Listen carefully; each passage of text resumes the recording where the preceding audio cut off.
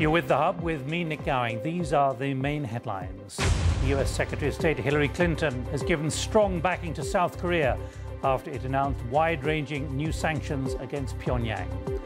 Police in the Jamaican capital, Kingston, say 2 officers were shot dead and 6 injured when they came under attack by supporters of an alleged drugs lord overnight. Iran has tabled to the United Nations International Atomic Energy Agency last week's deal signed with Turkey and Brazil to send some of its low-enriched uranium abroad. Under that agreement, Iran will export 1,200 kilos of low-enriched uranium. It'll be held in Turkey. The deal says Iran can then ask for it back at any time. Within a year, France would then ship to Tehran fuel rods enriched to a higher grade. That's for a medical research reactor in the Iranian capital. This is a variant of a proposal made to Iran last year. The aim of this plan was to be sure Iran does not have enough enriched uranium to make a weapons warhead. Well, let's now go live to New York and the Iranian ambassador to the International Atomic Energy Agency, Asghar Soltanieh. Ambassador, thanks for joining us here on The Hub on BBC World News. I want to put a number of points to you. First of all, Ambassador, under this deal that you signed with Turkey and Brazil last week, you can actually take back that low-enriched uranium from Turkey whenever you want.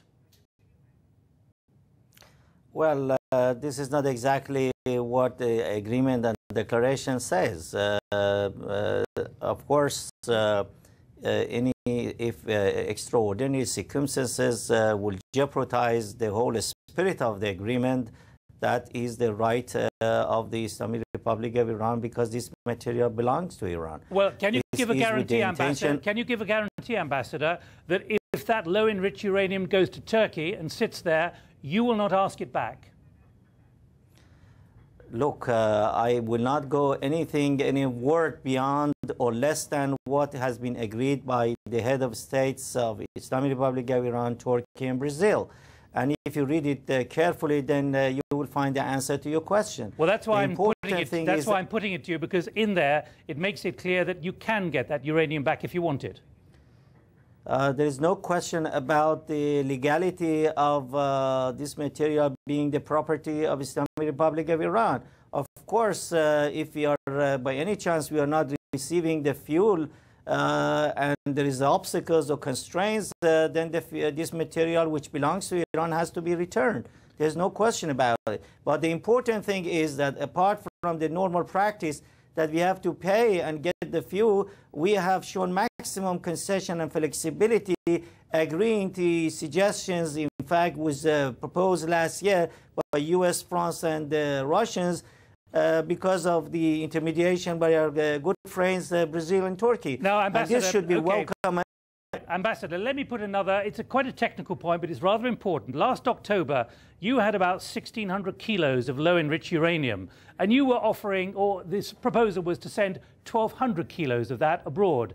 Now, according to the new figures of the IAEA, which you've signed up to, you have 2,400 kilos. Now, what those who are suspicious say is that you now will retain enough low-enriched uranium to actually make a warhead, which is different to what the situation was 6 months ago.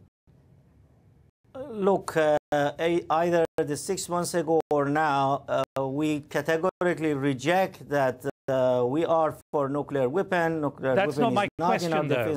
My question is, will you still have 1,200 kilos of low-enriched uranium from which you can create enriched uranium, which is enough to make a nuclear warhead? I said to you that we categorically reject this kind of allegations. We are going to use this low-enriched uranium 3.15% or roughly 3.1% for Bushehr nuclear power plant.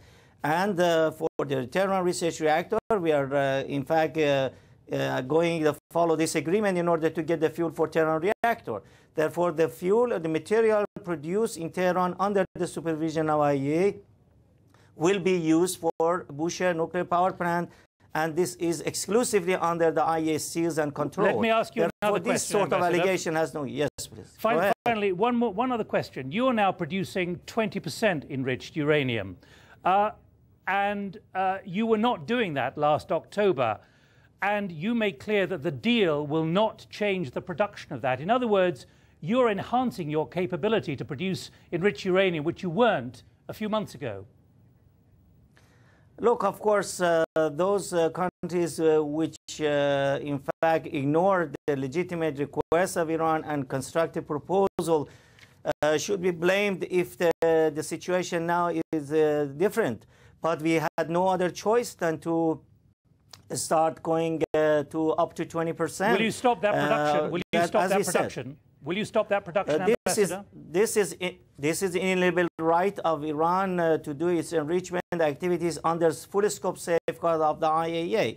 This is nothing to do with this agreement. We have to see to it, and we're inviting, in fact, the parties concerned and the IAEA to come to negotiating table as soon as possible for this humanitarian project. And therefore, this is, I want to say, this is a unique opportunity, window of opportunity that we have opened with the friends Brazil and Turkey. They have to seize this opportunity, change the gear from confrontation, come to negotiation and cooperation, and that is the base of course of action, and I advise them to do it as soon as possible. And this is beneficial. Ambassador Ali Asghar Soltanieh, it's a very technical issue. Thank you very much indeed for joining us live from the United Nations in New York here on the Hub.